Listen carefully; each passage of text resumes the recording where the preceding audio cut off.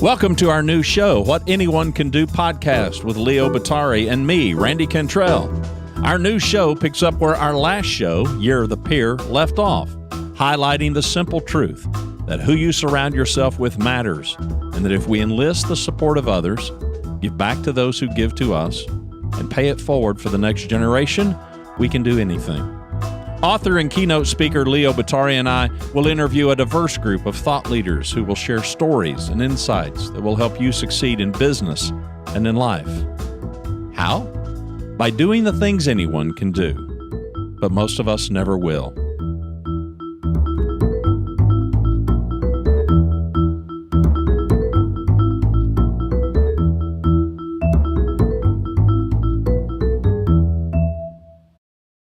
Today's guest is Kelly Riggs. Kelly is an author, speaker, and business performance coach for executives and companies throughout the U.S. and Canada. He's written 2 books, One-on-One Management, What Every Great Manager Knows That You Don't, and Quit Whining and Start Selling, a step-by-step guide to a Hall of Fame career in sales. His 3rd book, co-written with his son, Robbie Riggs, is entitled Counter Mentor Leadership: How to Unlock the Potential of a 4-Generation Workplace. Find out more by visiting his website, bizlockerroom.com. That's B-I-Z, lockerroom.com. We welcome Kelly to our show. Kelly Riggs, man, I'm glad that you said yes to coming on the show. Welcome. Absolutely. Love being here, man. Why wouldn't I? It sounds like it's going to be a great time. I was first attracted to you when I came across your podcast and True Confession. Whoa, hang on a second. Attracted to me. That may not be what you want to say. Well, I know we're both from Oklahoma, Randy, but you know. Yeah. Well, it was audio, Okay. right? So Absolutely. I've got a face for audio as well. Yes. No, I was just attracted to, the subject matter was frankly not why I clicked play. I clicked play because I'm a dad and now a granddad, and this multi-generational thing and our ability to pay it forward and then also receive it backward, Sure. I guess would be one way to look at it. Really attracted me to it. I obviously did not understand what counter mentors meant at first. So let that be your launching point. Explain to our audience what that means and the benefits and the downsides, if there are. Yeah, there are some downsides. The reality is we kind of, after our book was published, we kind of rethought the whole idea of counter mentor leadership. It's hard to say. And really it's counter leadership. And that's kind of what we've migrated to now. The idea of counter mentoring, Randy, came up because my son and I, who's now 31, has his own consulting shop. And he had gotten out of school at the University of Oklahoma, by the way. We're both Oklahoma guys. And he went out into big consulting and really did well. And about 3.5 years ago, he and a partner started their own shop. And they've been doing very, very well. And it was interesting because early on, as a college guy, he interned with me. So, I'm being dad, I'm being the mentor, I'm helping him learn these concepts. He grew up in an entrepreneurial household with me anyway. And so he gets out of school and he gets into the workplace and he's, Dad, how do I deal with this guy and how do I handle this boss? And let me tell you some things that are happening. But subtly over time, those conversations started to shift. And we started talking about the boomer millennial dynamic and the young kids and the old guys and, the intransigence of people who want to do it their way and it's the only way to do things, and how frustrated he would get by that. One of the stories he shared with me was, he's a 25, 26-year-old kid, and he's been tasked to work with a CIO of a $7 billion company. And he walks in the door and introduces himself. And the guy's probably our age, and he looks at him and he's like, "How old are you?" He said it really hacked him off. He said, "Okay, so I got to grow facial hair, wear some glasses, try to look older." But anyway, the tenor of our conversations changed over time. And I found myself asking his opinions and his ideas. And, it just became very natural that it wasn't a conscious effort on either of our parts. It was just sort of a natural evolution. And let me tell you why. There are things that these kids know today that our generation don't know or have been very slow to adopt. And it's really the first time in history that a group of young people come into the workplace and they have something to offer. When I went into the workplace, all I had to offer was a blank slate. I'm ready to work. I've got a lot of drive, initiative. Just teach me. But I didn't have anything to teach the boss. I mean, that would have been silly. But now these kids, they come into the workplace and they know, they know technology, they know social media, they know community, they're collaborative. They can get more done in a couple hours on a smartphone at Starbucks than many of these guys can get done all day sitting in a chair 8 to 5. And so it creates a weird dynamic. They come in with ideas, and remember, these are kids that their ideas have always been valuable. They've always been listened to. We raised them. My son loves to remind me that if there's anything wrong with us, remember who raised us, right? Yeah, I get the same thing. Yeah, you get the same thing. So it's just a dynamic that makes sense to not just mentor, but using kind of a teeter-totter or a lever as a visual. There's a counter mentoring that's going on, and we just came up with this idea one day as we were talking about it and said, hey, we ought to start thinking in that term. So counter mentor leadership is about being a leader that can exploit the relationship between mentor and mentee, and when it even switches around, there's a counter mentoring going on.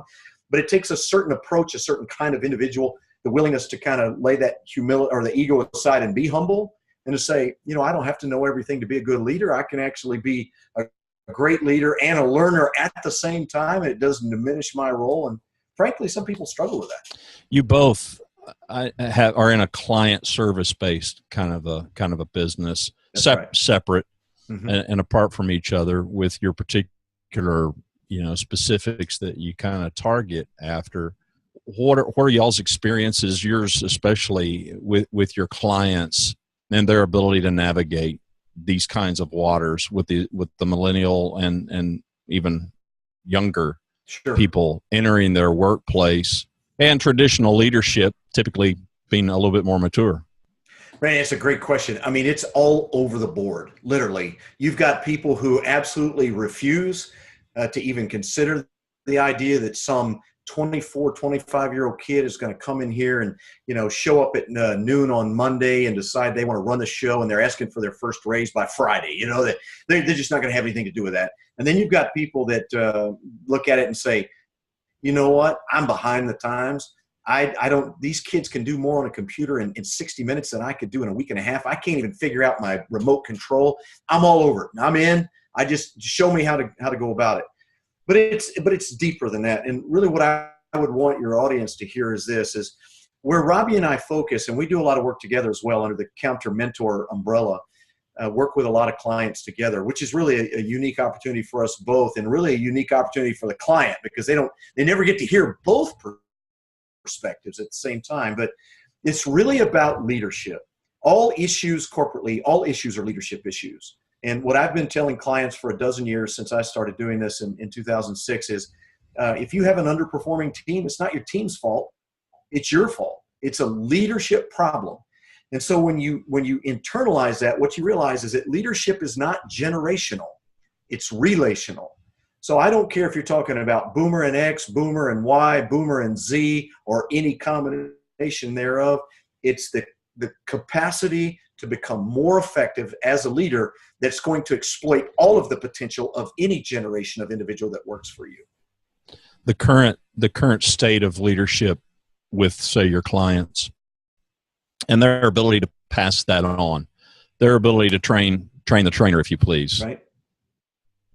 How would you describe that in the landscape that you're seeing among your clients? Well, their ability to just, we've got this burden. I feel this burden. To me, significance and legacy are the two big drivers for me at this phase of my life. Sure. Where at the age of your son, I was probably much like him in that full-blown mountain climbing mode. Absolutely. I'm not necessarily in full-blown mountain climbing. Now I'm just trying to stay on the mountain, but it's legacy and significance that matter more.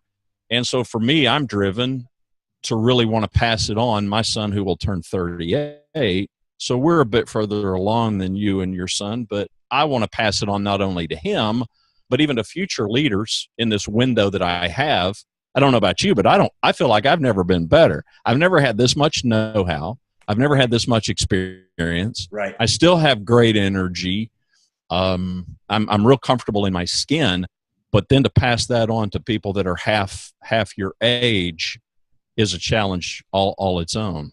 It is. And to answer your question, I mean, the big, broad section under the bell curve, there's a big bell curve. There's some people who do it really well, and there's some people who don't do it very well at all. I mean, it's just not very good. And let me tell you why. This is my opinion, but we see it acted out in the workplace all the time. The average person that gets because of the results they create, they get things done. So it's knowledge, it's performance, it's skill. You've been around the longest and know the most, people turn to you. Or I was Exhibit A. I was a national salesperson of the year for 2 years in a row. They said, hey, we need a manager, regional guy. We want you to be the guy. Okay. But the problem is getting things done is not the leader's responsibility. The leader's responsibility is to get things done through other people. And there is a dynamic shift in the skill sets that are necessary to do that. I am really good at getting things done, but when they made me a manager, I struggled. I had no idea how to translate that. So what I did is, what most people do when they're trying to create that legacy or pass it down, they replicate what they've seen. But most of what most leaders have seen doesn't work. It's micromanagement. It's tyranny. It's a train wreck. And so they really have never been taught the skills of what effective leadership looks like. I'll tell you what's amazing to me, Randy, is, I mean, we get a dozen executives in the room and ask them to define leadership. You might get a dozen different definitions. And so you're trying to train someone to do something for which we don't even have commonality in terms of how we perceive it. So we start off by saying, listen, we're going to define leadership in a very specific way. It's the art and science of getting things done through other people. So now we have to learn or develop the skills that will enable us to do that. We're trying to create a culture that engages employees, develops their potential, because what we know is that engaged employees who are using all of their potential, they do better work, they're more productive, they're safer, they have less turnover, they make more money, they're better with customers. When they're not engaged and not using all of their potential, they have more turnover, they're worse with customers, they're less productive. I mean, and all of that we know empirically, because there's a ton of research that makes it very clear to us, is all a function of leadership. So people who want to pass on that legacy often struggle because they really don't know what it is that they need to pass on. What resistance do you find to your definition of leadership? Almost none. Almost none. In fact, in many cases, people have it's like they settle in and calm down, because it's like, well, I've always heard it's this or that or the other thing. I mean, it's in its simplest form. You talk to John Maxwell or Stephen Covey or Ken Blanchard, they're going to tell you leadership is influence. It's my ability to influence people around me. Influence them to do what? To get things done. We're not talking about thought leadership. We're not talking about charismatic leadership, inspired vision leadership. We're talking about the ability to produce results. I mean, that's why we promote people to management. We need you to get things done. So we're talking about a very specific kind of leadership that will take a team of 4, 6, 8, 10 people and make their results greater than any individual or the sum of the whole. And that takes a very specific set of skills that the vast majority of people never learn. But isn't this a moving target? Because what you and I had as leaders coming into the workplace, what your son and my son have as leaders coming into the workplace, is it looks and feels, I'm assuming, very different. Just by virtue of the fact of, to your point, the technology, the world that younger people have lived in. My son and I were having a technology conversation the other day, and he was a toddler when I was running a company in Oklahoma City, and everything was done by fax. And this wasn't plain paper fax. This was the old thermal stuff that, we filed away. Hang on. For all the millennial listeners, just Google it. Okay. Yeah, exactly. And then we realized after we filed this stuff, well, that stuff disappears, so we catch ourselves, we're photocopying thermal paper on the copier, it's brilliant. But that's obviously puts us in a completely different headspace than today's 21-year-old who doesn't know life without the internet. Well, this is going to be counterintuitive, because I know exactly where you're coming from, and I would think that would be a natural thought progression. But actually, really nothing has changed, because leadership principles and what leaders do. I mean, leaders are responsible for strategy and planning. They're responsible for communication that comes down from them and doesn't get made up below them. They're responsible for people development. The grander, higher level principles of leadership have not changed. What has changed is the tools, obviously. But it's really interesting when you think about, we've got all these tools that are supposed to make us better communicators. It hasn't. You ask anyone, we have the text, all kinds of text messaging. We have all kinds of platforms on social. We have all kinds of email, internet. We got everything in the world. Do we communicate better today than we did 20 years ago? Oh, heck no. Well, no, we don't. So it's not even the technology. It's the principle of what does good communication look like, and what do you have to do to make it happen? And the reality is the very best communication happens face-to-face, eyeball to eyeball. That's where we can actually have a real conversation and dialogue. And you'll find that most leaders will tell you, in fact, we talk about it in the book, I call it the 4 most dangerous words in your vocabulary if you're a leader. I don't have time.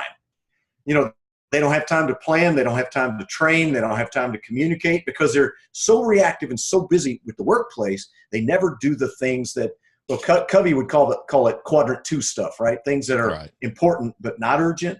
It's the business building, people building stuff, and they just don't do those things. So I don't really think that much has changed, and the tools have not made us any better at it, but they can. If we learn the principles and skills first, then we can utilize the tools in certain ways. What are some of the biggest lessons that your son or younger generations have taught you?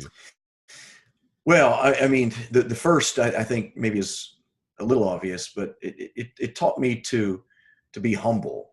When you grow up as, like you said, a hard charger and getting things done, and you have some success, you can start reading your own press clippings, and you can think, hey, I've been down that track and I've made a lot of mistakes and I know better than you do. And it leads you to sometimes the unwillingness to listen to people. And that creates a couple of problems. First off, if you've got a younger employee or a less seasoned employee, you create value when you listen to them. And to immediately dismiss any ideas that they may have as, hey, we've done that, doesn't work. This is the way we've always done it, that kind of nonsense. First off, it devalues the employee. Secondly, it assumes that the way I tried it was the only way to try it and the only way that would have worked, and it didn't work. So I dismiss it as a principle that won't work at all. I'll give you a really good example of that. For years, I owned co-owned a sports media production company. And we actually sold radio time for properties that we created to air on the radio. And we'd talk to businesses about sponsoring it. And it wasn't unusual to run into an owner and say, well, I tried radio and it doesn't work. Really? Here's my question. How do these radio stations stay in business? Right. Because if businesses aren't supporting them, we have a real problem. And that's a really good illustration. They tried it once. They didn't do it the right way. They had a bad message. Right. They didn't brand it well. They didn't have the right frequency or reach or anything. That concept happens all the time. And so I think the ability to stop and say, my 30-year-old, 28-year-old, 30-year-old, 32-year-old son can teach me things is a little tough, at first, because you're trying to be dad. First off, that's me. The dad dynamic makes it a little more complex. If I'm just a boss, I think it's a little easier, but it really was an ego thing and learning to be humble. Big tagline for our show is who you surround yourself with matters. Yes. And our fundamental premise here and what we are evangelizing is for all of us, whatever our role in life, to be more intentional about the people that we surround ourselves with. And yes, active listening, to listen to in order to understand and the value of that diversity. And yet there have been countless research and studies done that show, especially if you take CEO types, if you take real strong business leader types, the alpha personalities, and put them in a room, they are going to gravitate to the people that mostly they know, which I would speculate, my intuition tells me that's going to be all of us, no matter if we're a CEO or a business owner or anything else. I agree with that. What would be some of your thoughts in this counter mentorship progression that you and your son have endured that could help our audience be more intentional in diversifying the people that they surround themselves with, even if those relationships, Kelly, are not particularly formalized, like a boss-employee relationship, Right. just to give us some insights, some perspectives that are so different from our own, especially in today's culture, where we are also dug into our positions. Those people that like the president, don't like the president, Right. and all of that. Any words of wisdom and advice? Yeah, I think so, and I think it's probably pretty straightforward, but it always bears repeating. I think that anyone who thinks they can go it alone is going to struggle, and I was that guy. I have to tell you that I'm going to go out and be the best I can be, and I'm going to blow people away, and I'll be successful, and I don't need any help. In fact, I've got something to prove. I got a little bit of a chip on my shoulder, a little insecurity, whatever that may be. And so I found myself reinventing the wheel a lot, making a lot of mistakes I never should have made. And I would tell you that it can be a dark, lonely place. I've been in the sales business since I was 20. And I also train and develop salespeople as part of my corporate What work. caused the shift in you?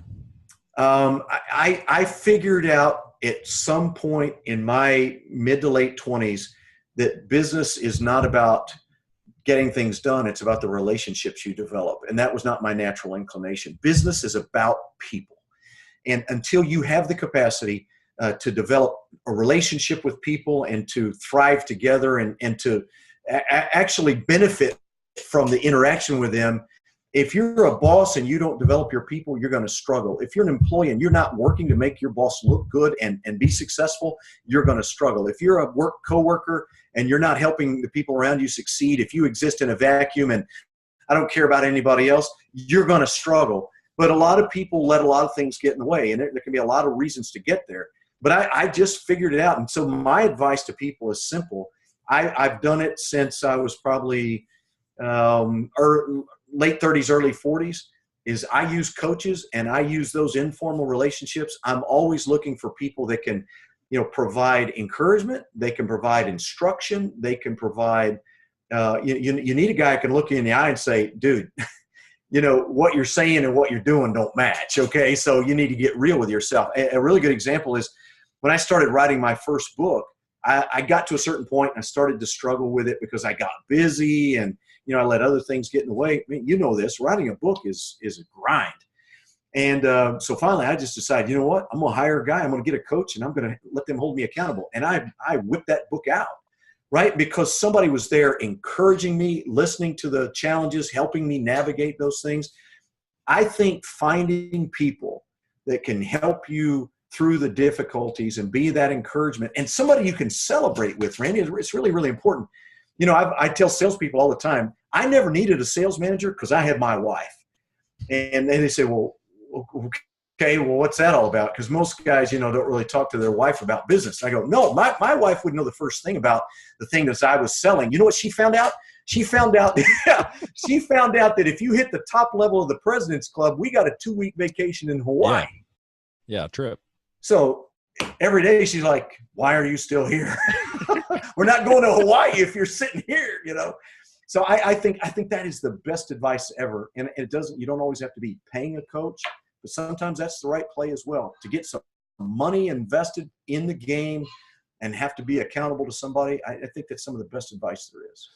The premise of our show now, as we have rebranded it, What Anyone Can Do, as I told you before we hit the record, it was taken from a Joe Henderson running coach quote where I'm paraphrasing.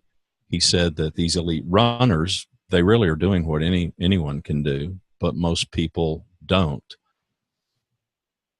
I'm wondering, especially with the theme of your counter mentorship philosophy and in that work, I'm supposing as a boomer that can be a super big hurdle for people to get past. Just to even think that I could learn something, I could surround myself even with younger people. I happen to be blessed in that I foster it, I go out and seek it, and I'm surrounded by a number of 20-somethings and 30-somethings and 40-somethings, but I don't figure that I figure I'm more an outlier probably than most people that are at my stage of boomerism, and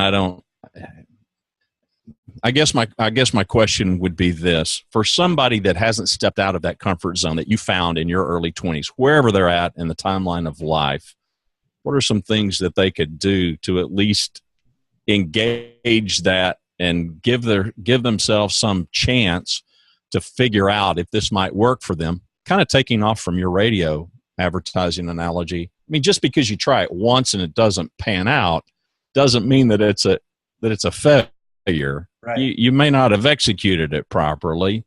So to help people and to encourage people, to nudge people to be more thoughtful, be more intentional in trying to see, especially whether it's going up the age bracket or down the age bracket, because who knows where the listener is, right, in the timeline. Sure. I mean, what are some things that they could do, do you think, to give it a go? Well, I would confess to you that I'm a big fan of the rebrand of the show, and I'm a fan of that quote because I think that's 100% right. You know, so many people think that life has dealt them a set of cards and that's the ones they have to play. And so if you got dealt smart, or if you got dealt some wealth, or if you got dealt, standing or status, that's where you're going to lie. And nothing could be further from the truth. You know, I've always said, when I wrote my sales book, which is called, ironically, it's called Quit Whining. Quit whining. I hesitate to say it. The sales leaders love it. Salespeople don't. Quit whining and start selling. The whole premise was, look, you want to be a great salesperson? It comes down to two things very clearly: drive and discipline. Either you want to be great and you have the discipline to practice and get great, or you don't.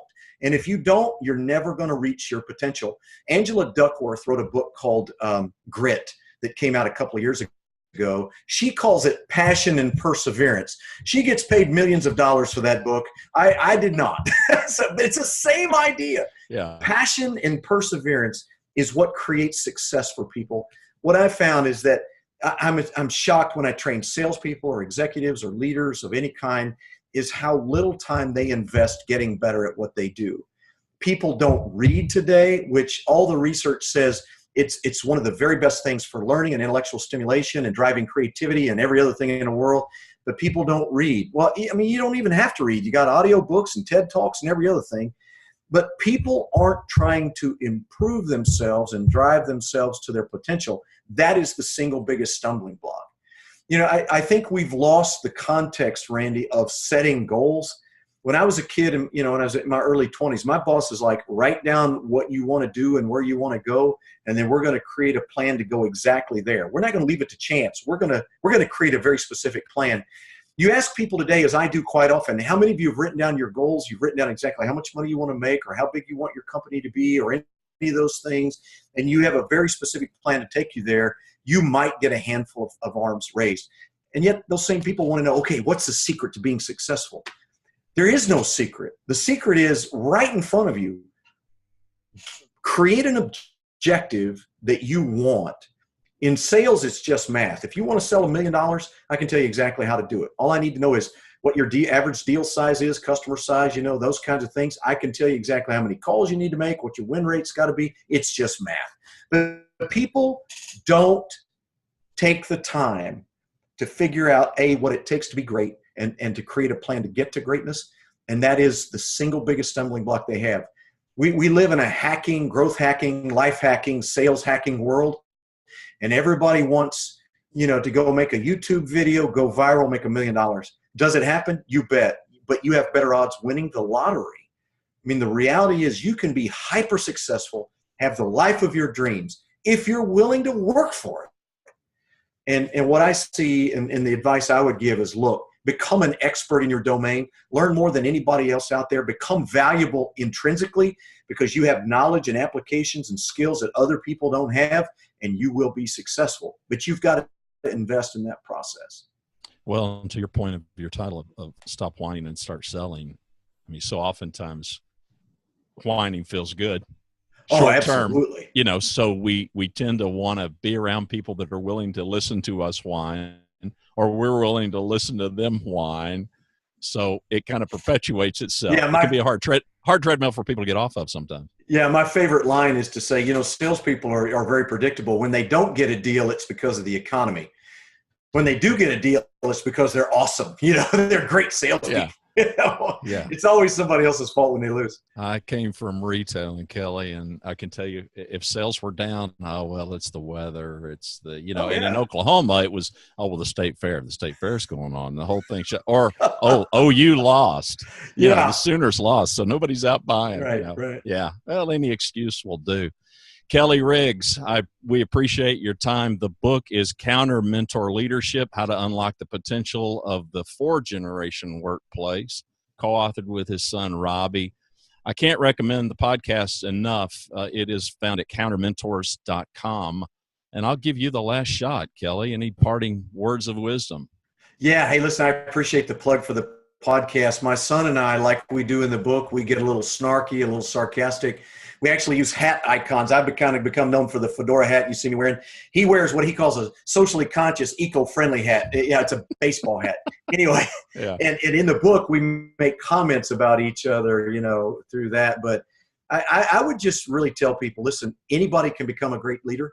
It really comes down to whether or not you want to learn the skills. Anybody can learn the skills. Now, to be fair, some people will be better leaders than others, but it is a function of your emotional intelligence. There is absolutely no correlation in the research between IQ and success. There is a huge correlation between EQ, emotional intelligence, and your success. The better you are with people, the better the more you learn self-awareness, self-regulation, empathy for others, and you practice those things. Some people do it better naturally. Some people, like myself, we have to learn those skills. But I can assure you, you can be a great leader if you want to be. You just got to take the time to learn and practice and even fail through some of those skills and get better and better on a daily basis. Thanks, Kelly. We appreciate your time. You bet. Enjoyed it.